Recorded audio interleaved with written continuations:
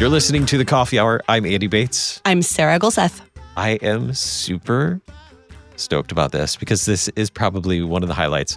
And I mean, we're just coming in after the season, into the season after Pi Social, which is one of the highlights of my year. But I love when we get to do history series. This is my Pi Social right here. I love when we get to do history series with Dr. MacKenzie because I learned so much. And so we're going to pick up close to where we left off before in our last history series. We're going to take a look at the foundation, the history of Lutheranism in America. We're going to do that in just a moment. Today's episode of The Coffee Hour is underwritten in part by Concordia University Irvine. You can learn more about Concordia University Irvine by visiting cui.edu. Joining us for this series, the Reverend Dr. Cameron MacKenzie. He's the Forrest E. and Francis H. Ellis Professor of Historical Theology at Concordia Theological Seminary in Fort Wayne, Indiana, and our frequent guest for all things Lutheran history here on The Coffee Hour. Dr. MacKenzie, welcome back to The Coffee Hour. Well, thank you, Andy and Sarah. Always glad to visit with you guys and share a little Lutheran church history. So glad to be here. How would you describe what we're getting ready to dig into over these several episodes? What would you describe this history as, if you were to describe this era? Yeah, what we want to talk about is, first of all, the place of the Augsburg Confession in defining what it means to be Lutheran, how that happened in the 16th century. But from there, we want to move to North America, what would become the United States, and talk about, well, what happened to Lutheranism during the colonial period, New American Nation, and so forth. And in particular, what happened to people's commitment to the Augsburg Confession. If the Augsburg Confession was important in defining Lutheranism, did it remain important in defining Lutheranism when Lutheranism crossed the Atlantic and started to operate in North America? And the answer is, well, as we'll see, that it almost disappeared, but then revived in the 19th century, not necessarily as a result of the Missouri Synod, but at the same time the Missouri Synod was getting founded, Lutherans in America were finding, again, the Augsburg Confession. So that's what we're going to talk about. I'm really excited for this series. Let's talk about the Augsburg Confession in Lutheranism in 16th century. What was the place of the Augsburg Confession at that point in Lutheran history? Well, the important thing to realize about the Augsburg Confession in the 16th century is that it functions as a basic definition of what we mean by the Lutheran Church in the 16th century, but it does so in two different ways. The way that we're used to thinking about it now is as a theological statement. This is what Lutherans believe. And that's true in the 16th century. We'll talk a little bit more about that. But it also came to function as a legal document, and that is, as the state, the government, went through a process of deciding if there was going to be more than one form of Christianity, whether Christians other than Roman Catholics would have legal rights within the European countries. Lutheranism got some of those legal rights, but it did so on account of its adherence to the Augsburg Confession. So the Augsburg Confession became a legal document as well as a theological document. If you were legally committed to the Augsburg Confession, then you got whatever rights the Lutherans had achieved. If you weren't committed to the Augsburg Confession, you didn't get the rights that Lutherans had achieved or did achieve in the course of the 16th century. So it's a legal document as well as a theological document, and that's part of the story that we want to talk about today. That seems, I'm sure, to contemporary American minds, a document that's both theological and legal seems a bit confusing. Yeah. Foreign to us, really. All right, so let's unpack some of the history here of the Augsburg Confession and what's happening with Lutherans as they come to America. Okay, for sure. Well, if we go back to the 1520s, which begin basically with Luther's Great Confession at the Diet of Worms, we realize that Lutheranism, Luther, I should say, and his theology, was not only a person confessing the faith, but also a person who was being addressed by the powers of the state, the government, for confessing that faith. So at the Diet of Worms, Luther was not talking to church people, theologians, professors like himself. He was talking with the great political leaders of the day, including the greatest of them all, the Emperor of the Holy Roman Empire, Charles V. So he was in a legal proceeding, a judicial proceeding, if you will, as opposed to simply a theological kind of discussion, proceeding, or confession. So right from the beginning of the story of the Reformation, the Reformation is two things. It's a theological movement and it is a political movement, or a theological movement with serious political ramifications. And the reason for that was that unlike modern society, where we can easily kind of distinguish between things that are theological and things that are political, in the 16th century, it's all one package. The government is a Christian government, and prior to the Reformation, Roman Catholic government, in which government officials are committed to the promotion and the defense of the official religion, namely Roman Catholicism. And Luther challenges that theologically, but also on account of the situation, turns out to be politically as well. So that's where this story starts. And then part of what makes it complicated is that it is so different from our way of thinking about relationship between church and state. We separate them, and in the 16th century, they're not separate. They're really together. One implies the other. So we have Luther at Worms. He's condemned by the emperor, and so he is legally, from the standpoint of the empire, he's an outlaw. Fortunately for Luther, however, he lives in a part of the empire which is ruled by a duke, also known as an elector, who protects Luther, does not turn Luther over to imperial authorities for punishment for his doctrine that had been condemned as heresy.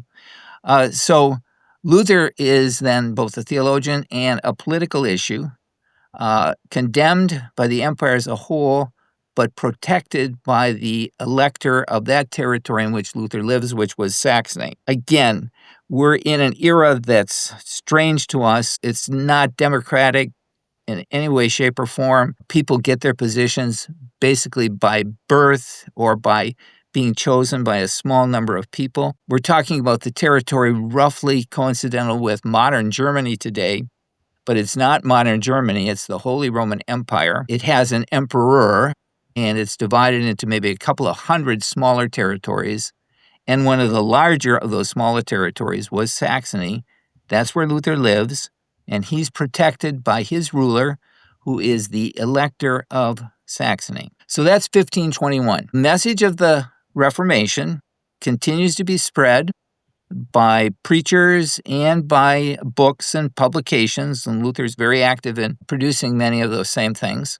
And gradually, other territories, rulers in other territories, embrace Luther's cause, embrace Luther's view of Christianity, so that within the Holy Roman Empire, Lutheranism, which is spreading to different territories, is a political problem that has to be dealt with politically by the emperor. And one way in which they do that is by having these assemblies. In English, we call them diets, has nothing to do with menu, but it would be representatives of all these territories who would gather in a particular place, be presided over by the emperor or by his representative. Often, in Charles's case, it was his brother Ferdinand who presided over these meetings. And one of the things that they perennially had to talk about was what to do about those territories that were rejecting Catholicism and were protecting Luther and embracing Lutheranism. So in the 1520s, we meet several times, and this is always an issue, and it doesn't come to any kind of final resolution. At one point in 1526, they decide, we can't settle this. Every territory should enforce the edict against Luther as they want. And then a few years later, they meet, and the majority under the emperor's representative says everybody has to condemn Luther and go back to the old way of worshiping, go back to Catholicism. And so you get the Lutheran rulers, the Lutheran cities saying, well, we're not going to do this, we're going to protest. And so they protest.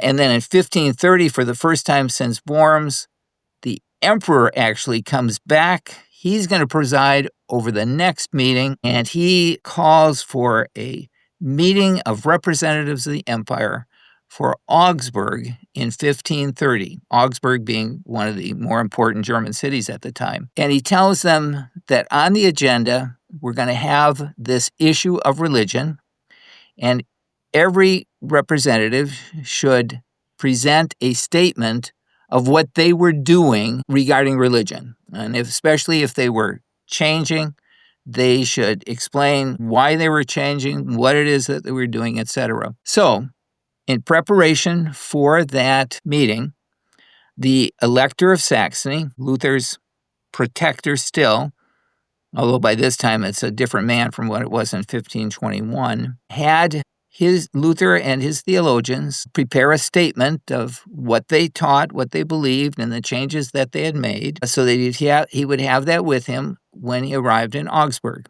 So a statement was produced, and then the elector and his officials, including some theologians, went to Augsburg for this meeting.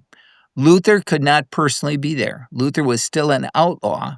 So if he goes to Augsburg, he'll be arrested. So he has to stay back in Saxony. But his good friend and colleague, Philip Melanchthon, went along. And then there were a few other theologians there, as well as some legal officials. Well, the story goes that when they got there, those who were in favor of Luther and Lutheranism and had made changes in their churches decided that instead of each of them putting in his own confession, there'd be more impact if they put in just one statement. So that task of drafting that one statement, describing what they believed and what they were doing in their churches, was given over basically to Philip Melanchthon. And Melanchthon, using materials that Luther had prepared, as well as the other German theologians, put together a new statement that was eventually signed off by 7 German princes, including the Elector of Saxony and the representatives of 2 imperial cities, for presentation to the emperor of what they believed and what changes they had made and why they had made those changes. And that statement came to be known as the Augsburg Confession because it was the confession of these states and territories in obedience to the emperor's command, and the emperor let that statement be read aloud so that everybody could hear it. There were a handful of evangelical Protestant territories that did not sign on to the Augsburg Confession because already by that time, Protestantism was dividing into 2 camps, the Lutherans and the Reformed, and the big issue already by that time was the definition of the Lord's Supper and what it is that communicants received when they went to the Lord's Supper. We'll get into that debate maybe a little bit later, but that was the division. So it was only some of the Protestants who signed on to the Augsburg Confession. And really, it wasn't that very many of them that did, but nonetheless, they did, and they presented this to the emperor. So it's a theological statement. This is what we believe. This is what we teach. This is what we're doing. This is why we're doing it. But it was also a legal document because it's not theologians who are presenting this.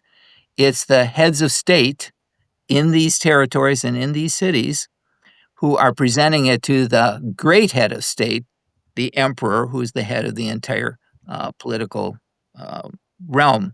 So you're getting already right from the outset, June 25th, 1530, the Augsburg Confession is already functioning as both a theological statement and a legal statement.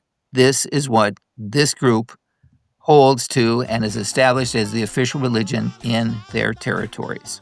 Mm-hmm. So That's where we are right at the beginning of the history of the Augsburg Confession. And we'll pick up the rest of the story for this episode right after we take a quick break. You're listening to The Coffee Hour. I'm Sarah Gulseth. I'm Andy Bates.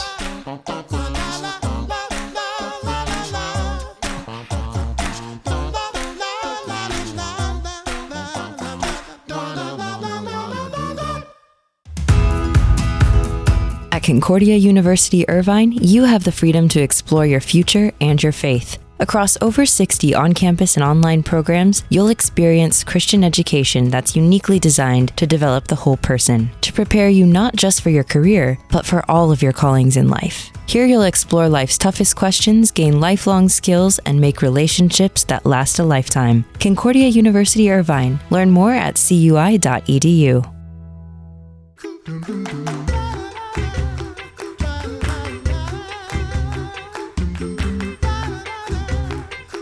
Welcome back to The Coffee Hour. I'm Sarah Gulseth. I'm Andy Bates. We're talking with Dr. Cameron MacKenzie, professor of historical theology at Concordia Theological Seminary in Fort Wayne, about the birth of the Augsburg Confession and how that makes its way to early America. And before we went to the break, you were just talking about how the Augsburg Confession became to be a thing. And it's interesting to think about it as this legal and theological document. That's something that is difficult to understand as Americans now, but it's so critical to how the document functioned at that point. Am I understanding that correctly?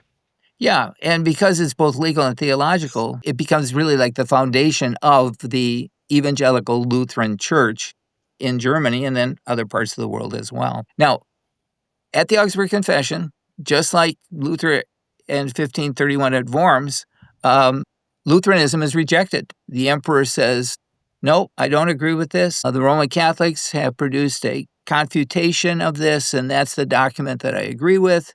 And the result of the Diet was the emperor's decision that the Lutherans had to get rid of what they were doing and come back into traditional religion. And then it was really kind of an or-else situation. You do this or else, and the clear implication was he'll be coming at you with force. So at that point, the Lutherans organized a military defensive league in 1531, right after the Augsburg Confession. It was organized in a place called Schmalkald, so it's known as the Schmalkald League. And this Schmalkald League gradually absorbed other territories as the Reformation spread. Other cities and territories then wanted to join this military defensive league of the Reformation.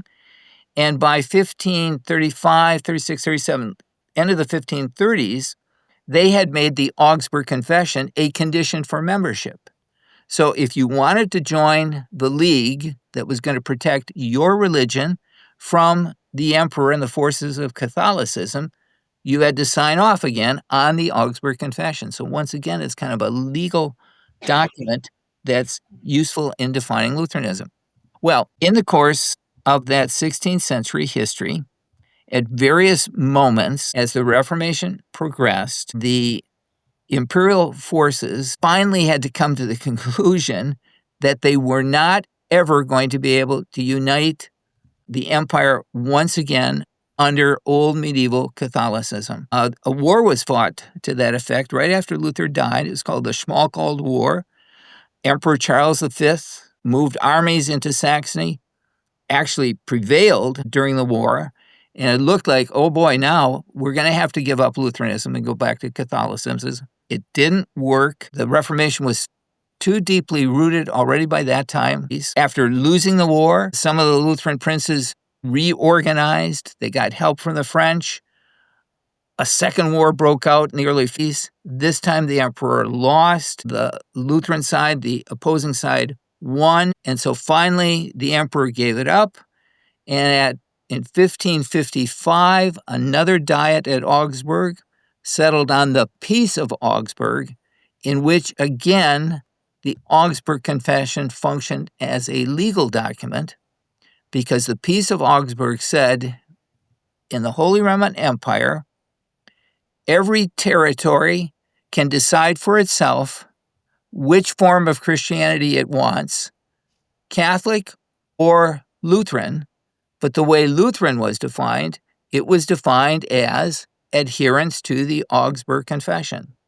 So, freedom of religion that we take as an American contemporary ideal took one step in 1555. You could be either Catholic or Lutheran defined by the Augsburg Confession. Now, it'd be nice if that were the end of the story, but it isn't, because in the years following, there arose a dispute among the Lutherans over which version of the Augsburg Confession they were going to adhere to. There was the original of 1530, but then there was a revision that had taken place around 1540. Philip Melanchthon, the original draft of the Augsburg Confession, drafted a new version which took into account some of the theological discussions and battles that had taken place since 1530 and created then this new version. Nobody thought too much about it until 1561, I think it was, when one of the Lutheran princes decided not to be Lutheran anymore. He embraced the Reformed version of Christianity. And then when he was reminded, well, if you aren't Lutheran anymore, you're not protected by the Peace of Augsburg, he said, oh, well, I can still agree with the Augsburg Confession, the second version, the Variata it was called. And if you look at the language of the Variata might let a Calvinist sign it. I'm going to read this right here.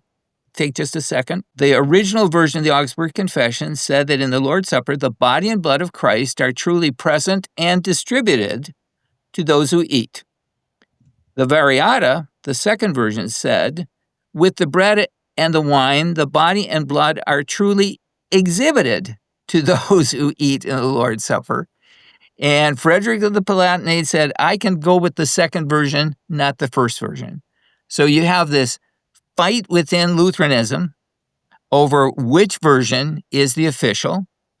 This goes along with a host of other battles that are taking place over doctrine within among the adherents of the Augsburg Confession, until finally in 1577, again with the approval and at the instigation of Lutheran rulers, the Formula of Concord is finally written. The Formula of Concord is said, this is a confession by those who adhere to the Augsburg Confession, and they affirm that it's the first version that will define Lutheranism, not the second. So we end up with, by the time we get to 1580, we have a settled state among the adherents of the Lutheran Confession enjoying legal privileges within the empire on account of the Peace of Augsburg, that it will be the first version, the unaltered Augsburg Confession, that defines true Lutheranism and entitles its adherents to the protection of the Peace of Augsburg within the Holy Roman Empire. So it has become both a legal and a theological cornerstone of what it means to be a Lutheran by the time we get to 1580. All right, with about a minute, okay, how would you summarize what was accomplished in this time from the feast, 1580? What was the key thing that we take away from today? That to be a Lutheran legally as well as theologically, you had to adhere to the Lutheran confessions. But by the time we get to 1580, each territory has embraced just one form of Christianity, either Catholicism or Lutheranism, so that everybody in that territory will be either a Catholic or a Lutheran. So in Lutheran territories, it'll become just a part of the state religion that if you're going to be a preacher or something, you'll sign off on the Augsburg Confession because that's what it means to be a Lutheran. And this was the unaltered Augsburg Confession. Unaltered. And that's why, on cornerstones of some of our old churches, you'll see that it'll describe the church like St. Matthew Lutheran Church, UAC, unaltered Augsburg Confession. Very good. All right. In episode 2 of this series, just a quick preview, what are we going to look forward to? We're going to talk about briefly what happens to the Augsburg Confession, especially when we get to North America and in the colonial period, Lutheranism starts to be transplanted from the old world to the new world? What happens to the Augsburg Confession? I am excited. Same. I can't wait. All right, stick around. Come back next week for more of this story as we take a look at the battle for the Augsburg Confession as it makes its way into North America. Our guest for this series, Reverend Dr. Cameron MacKenzie. He's the Forrest E. and Francis H. Ellis Professor of Historical Theology at Concordia Theological Seminary in Fort Wayne, Indiana. Dr. MacKenzie, thanks for joining us today. My pleasure. Nice to be with you. You've been listening to The Coffee Hour. I'm Andy Bates. I'm Sarah Golseth. The Coffee Hour with Andy and Sarah is a production of KFUO. To support the Coffee Hour and KFUO Radio, visit kfuo.org. You can also text KFUO to 41444 or send an email to gifts@kfuo.org. And you can call us at 800-844-0524. KFUO. Christ for you, anytime, anywhere.